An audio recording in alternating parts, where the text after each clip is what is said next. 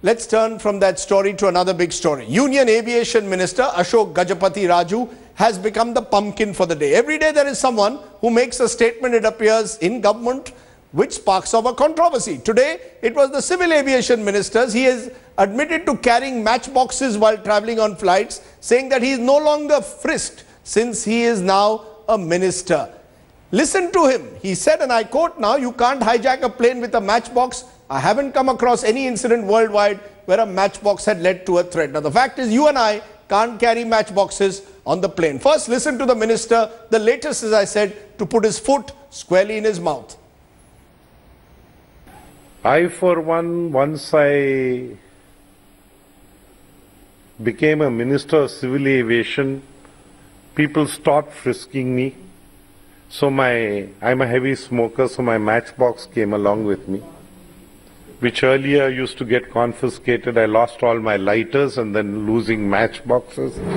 And now I don't lose either matchbox, but I have not yet to come across an incident worldwide where matchboxes became a threat. Probably Dasji will be able to enlighten us there. I don't know what explosives a matchbox has, but... Why has the minister been so open about the manner in which he misuses his VIP status? What does that say yet again about the VIP culture in this country? I'm joined by Sambit Patra of the BJP and Jitendra Bhargava, former Executive Director of Air India Communications. He joins me to give us a sense of what this means. Sambit Patra, I know you can't speak for the minister, but surely statements like this only embarrass your government. Would you agree? To say that I freely carry a matchbox, which I could when earlier I was frisked, I'm no longer frisked. Is this the kind of statement a minister should be making? No, I would see it as a thing otherwise, in the sense that you are saying that the minister was trying to promote a VIP racism or VIP culture where he's not frisked, and that's the reason as to why he took a matchbox or a lighter into the plane. Rather, I would say that he was saying in this meeting that why they have stopped frisking me, they should frisk me. Mr. Sambit Patra, that is certainly not what... The fact that you and I cannot carry a matchbox... I'm not defending him. Come on.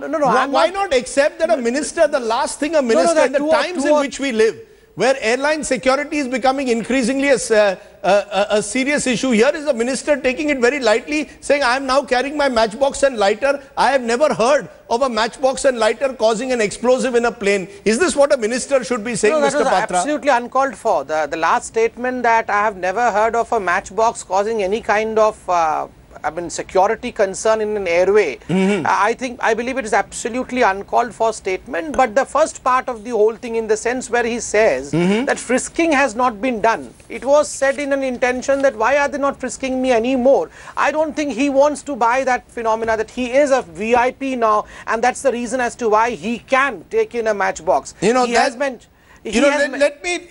putting up a brave front there, Mr. Patra, but Jitendra Bhargava, is there a culture, as Mr. Patra seems to suggest, that the moment someone becomes a minister, he is not frisked? Airline security tend to be very reluctant to touch a VIP in our culture, and Mr. Gajapathi Raju, in a sense, is only reflecting the difference between when he was an Aam Aadmi like you and me, and now when he's a mantri with a lal batti on his car, now no one frisks him at the airport. Rajdeep, I would only like to say that your premise that the minister is violating the rule or he is being exceptional as against a common passenger is wrong. The regulations applicable to airlines allow a passenger to carry a matchbox on his person but not in handbag. And this is true for all passengers. Yeah, but he took it in his handbag. Look at the he said he took it in his handbag. Any airline, whether in India. No, just to be Rajdeep, you can look at the website of Air India or of any international airline worldwide, and they will allow you a matchbox and a lighter on your person, but not in handbag. That's a standard regulation. So when the minister says that he's carried a matchbox on a flight, he said nothing wrong. He's entitled to do it like you and me can do. I want to know one very simple thing. If the moment someone becomes a minister, is there a reluctance to frisk that person or not? Let's be honest. Today, when I in my bag take even anything remotely which is seen to be a steel object in my handbag, or if I were to take even food items at times or even a toothpaste at times, the CISF will raise objections. Would they ever raise it with a minister like Mr. Gajapathi Raju? Let's be honest. Moment he is Civil Aviation Minister, he can get away with anything, including a matchbox. No. Rajdeep, again, you missed the point. What I'm saying is, carrying a matchbox onto an aircraft as a passenger, there is nothing wrong in it. Minister has done no wrong because every passenger is entitled to it. But your point, yes, is it that there is an exception being made by the CISF at the airport of not frisking it? Well, that's part of a different regulation that we need to challenge as a VIP culture. But coming specifically to the matchbox issue, I think we are making a lot of noise for no reason because everybody is allowed. I have in fact the whole page from an Air India website, which I can request your cameraman to highlight, very clearly stating that you can carry a matchbox or a lighter on your person, but not in hand baggage. Before I came to the studio, I checked websites of several international airlines in United States and Europe. Every airline allows it. So minister saying that he has been carrying a matchbox on his flight, I don't think there is a need to rake up a controversy on it. Okay, you don't want to rake up the controversy, but I still wonder when a minister openly starts talking like this, what are the questions raised? You know, Sambit Patra, is your government committed to ending this VIP culture? I'm glad, for example, that you are removing the name of Robert Vadra from those who should not be, who earlier the UPA government said should not be frisked. But my worry is in your government also there are enough ministers who are not being frisked at the moment. That the moment you become a mantri, you immediately demand certain special privileges. And Mr. Gajapathi Raju, in a sense, is reflecting that culture today. Rajdeep, there are two things. One, now that the rules have been specified by the guest on your channel, I believe the first part of the debate collapses. Now, as far as the second part of the debate, that is whether the VIP culture should be done away with or not, is surely something which the government is committed for, and that is the reason as to why Mr. Gajapathi Raju, the minister, was mentioning that why I am not being frisked.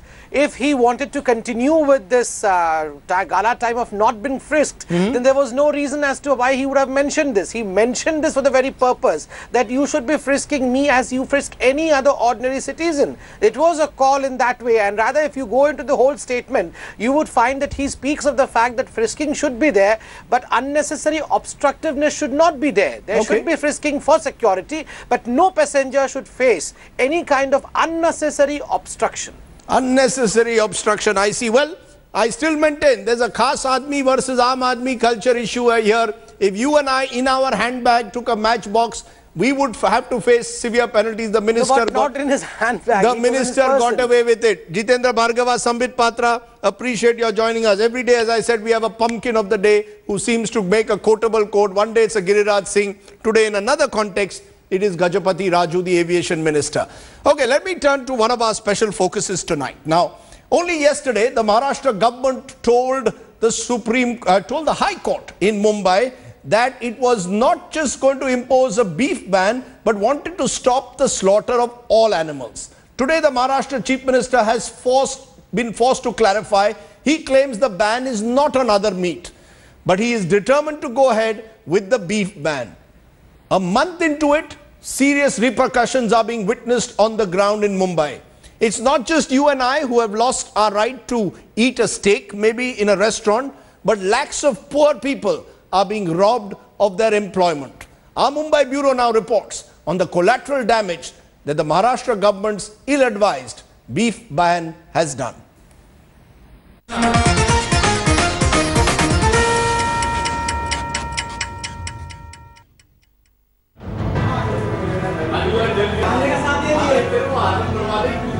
Scenes from Mumbai's famous Crawford Market, the hub of beef sales in the city. For nearly a month now, the more than 200 shops and restaurants have had no customers. About 2,000 alone rendered jobless in this market after beef ban in the state.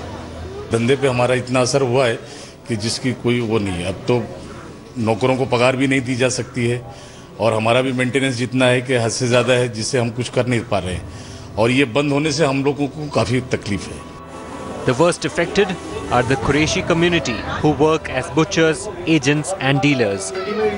Government की तरफ से हम पे ज़्यादती है. मतलब कुछ चीज़ ऐसे अचानक बंद हो जाए तो उसके लिए हम लोग कुछ भी नहीं कर सकते. और हमारा तो मतलब ये है कि कारोबार से इतना फ़र्क पड़ा कि मेरे फैमिली बैकग्राउंड पे भी बहुत असर हुआ उसका. जैसा कि मेरे साथ मेरे 3 भाई और रहते हैं, इसी दुकान पे हमारा पूरा घर डिपेंड है। आज हम सब बेकार हो गए।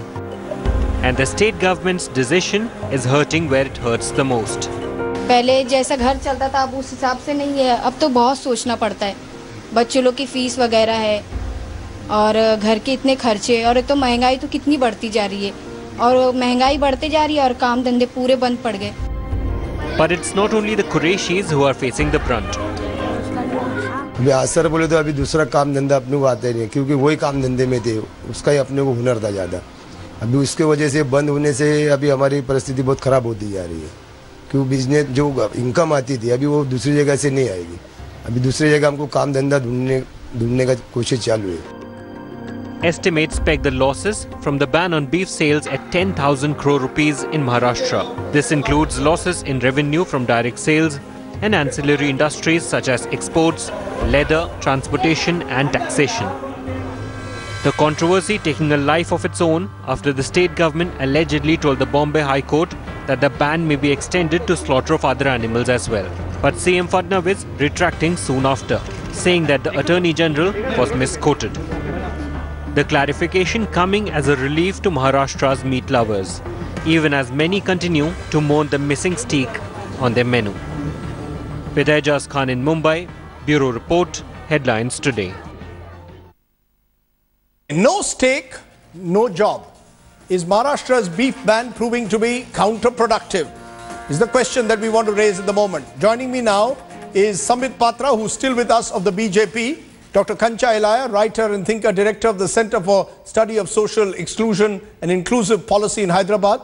Tushar Gandhi, great-grandson of Mahatma Gandhi, who's come out strongly against that beef ban. Appreciate all of you joining us. Tushar Gandhi, when you see the fact that at the end of the day, you've got a situation today where, as a result of this beef ban, thousands of people have lost their employment, that there are many people today who cannot provide for their daily needs. Do you believe that the Maharashtra government has got this wrong, that the poor are the ones who are suffering the most? It's not just the rich who want to eat steak in a 5-star. In fact, it is the poor who have suffered as a result of this beef ban. Absolutely, absolutely. It is an anti-poor measure because the poor across religions and caste, this was the only animal protein they could afford, and that has now been at one stroke of a pen has been denied to them. It's also going to affect the whole community who was dependent on that, and not only in the slaughterhouse. What about the leather workers? What about the traditional leather workers who depended on the leather coming out of the abattoirs? Nothing has been thought of. Only religious hegemony and mobocracy seems to be the guiding principle against this. Can I just take what you've said to Kancha Elaya? Because Kancha Elaya, you've been writing for the longest time that the ones who are affected the most by a beef ban are the poorest of the poor, particularly Dalits, OBCs, Muslims, communities which have, in many cases, minority groups which have relied on beef as a meat, which have been involved in the beef trade. Do you believe that effectively this ban, which the Maharashtra government has now kept in place for a month and justified to the courts, is against the poor? Well, Rajdeep, this, since it has started from Maharashtra, which is a major state with a capital city like Bombay, which was a multicultural city till yesterday. Now, the beef eaters in this country, in terms of numbers, were Dalits, backwards and tribals. Actually, it were not Muslims and Christians. Now, if this is extended to the whole of the nation, which already there is a plan that, this has happened in Gujarat, which was a small state, which had a long tradition of so-called Jainist,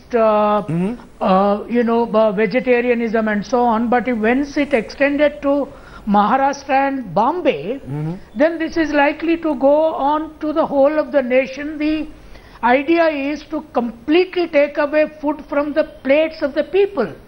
Now, the main contradiction is how do the economists who are working in Niti Ayog explain the development strategy that they put on this nation by taking the food away from the people. Food straight away is taken from the plates. What is the development when you take away food, employment and the resource of life itself? You know, you can't do this. This is not development. Can I just for a moment, Sambit Patra throws some hard figures at you. The revenue loss for the trade per annum, there's a huge revenue loss which is taking place. Retail sale value of beef, 5,300 crores. Entry fee 2.2 crores per annum. Slaughtering fee was 14 crores. Transportation charges. This is the revenue loss which we are getting. Value addition for sale of beefs in hotels and restaurants, 1,000 crores. Value addition for leather goods, sale of blood, solid and liquid management, 3,500 crores. Total loss is 10,000 crores. Who's going to pay the price for this? Is this about religion now? Has this become about religion, or is this about the economy? Where will the Achhe Din come for the Qurayshis, for the communities which have lost their livelihood?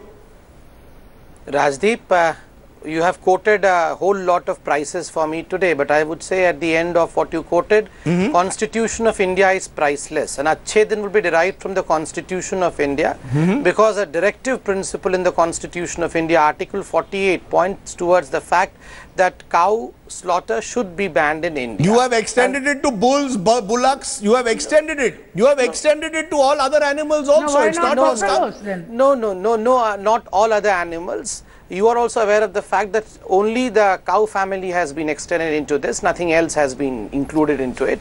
And I would also like to... Why has that been done? Because the White Revolution has been a success because of the milk produced by the let buffalo. Sambit complete his point, Tushar. Can I complete Please my let point? Sambit complete his point. Yes, go ahead, Sambit. First, the priceless Constitution of India that I was talking about. Secondly, the highest authority of this country is Supreme Court. And I believe the wisdom of all four of us put together would be less than the collective wisdom of the Supreme Court of this country, and not once. But on umpteen number of occasions, the Supreme Court has ruled over this issue. The latest one being in 2005, when the cow slaughter was in fact in Gujarat was challenged in Supreme Court. A 7-judge bench headed by none other than the Chief Justice of Supreme Court, Justice Lahoti, heard over it. And the most important statement that comes out of this verdict is a dung of a single cow is more valuable than Kohinoor. This is not Sambit Patra or BJP saying. This is the Supreme Court of the country. Are you aware that there are enough studies? There are enough studies that as a result of this you will have a decline in the cow and bull population, because once the use of an animal goes down, its population too declines. Are you aware of these studies? No, I believe you are quoting to me a Supreme Court judgment. You are trying to suggest it's part of the directive principle. The fact is we are in 2015. Why do you need this ban culture? It is purely religious. You have made a religious point of view. It has no economic basis. It has no social basis. Why should you decide what I want to eat? Why should you decide what a poor person wants to eat? If he wants to eat beef, that's his choice. No, Rajdeep, it's not his choice. Why because not? I may have missed some points, but Baba Saheb Ambedkar did not miss those points when he was drafting the constitution of the country. Even if Baba Saheb Ambedkar missed some points because it was not 21st century, then the Supreme Court in the 21st century has given a verdict, and they might not have wished those points. Even if we all miss the points, then dear friend Humayun and Akbar at least did not miss the point, because during their period, even during their period, beef eating was prevalent even among caste Hindus. We can go back to pre-Vedic era. I do not want to go into debate. I am saying, why should the government of the day decide on my culinary habits? Why is the government interfering in the livelihood of people, causing revenue losses to people, preventing me from choosing what I want to eat? My dietary preferences should not be decided surely by the government, Mr. Patra. Then why did the constitution maker think otherwise? Kanchaila respond to that. Principle? Kanchaila respond. It's part of the directive principle. Sambit Patra's defense today, Devendra Fadnavis in Maharashtra has followed the directive principles. Forget about whether it affects the poor or not. Your response. Not justiciable. Mr. Ilaya, respond. No. Yeah, see, the directive principles are not justiciable. If that is the case, the whole range of directive principles, if implemented, it will really land this country in a socialist phase. Now let them implement that too. The second question is, I don't know whether Mr. Patra knows this, if the cows and bulls are banned from food resource. Cows and bulls are not tilling the land. They are not used for any other form of agrarian labor. The whole farmer community don't rear them at all. You must understand, if you want to increase the population of something, that must be useful for the farmer, for the agricultural benefit. So that's now, your argument. So I get your argument. Country? Let me get Tushar Gandhi's argument. Tushar Gandhi, respond to the primary argument which is being made. The BJP is turning to the constitution, directive principles, remembering Baba Sahib Ambedkar today in 2015, and is also speaking about the fact that Supreme Court judgments have vindicated the ban on cow slaughter in other states. What about the directive principle of right of choice that is enshrined in the constitution also? You suddenly make one directive principle your favorite and then you ignore all the others. But I have a question to ask Mr. Patra, that the white revolution of India has succeeded because of the ability of the buffalo producing milk, and by doing this cow slaughter ban, you are going to get more and more productive buffaloes sold to slaughterhouses. Where will the milk loss be replaced from? So will you tomorrow then again also ban buffalo slaughter, because Maharashtra hasn't banned? Isn't that a sort of a racist kind of a decision on your part? And what about, you protect the cow and its progeny from the knife of the butcher, but what about its dying from choking on plastic? How do you protect that?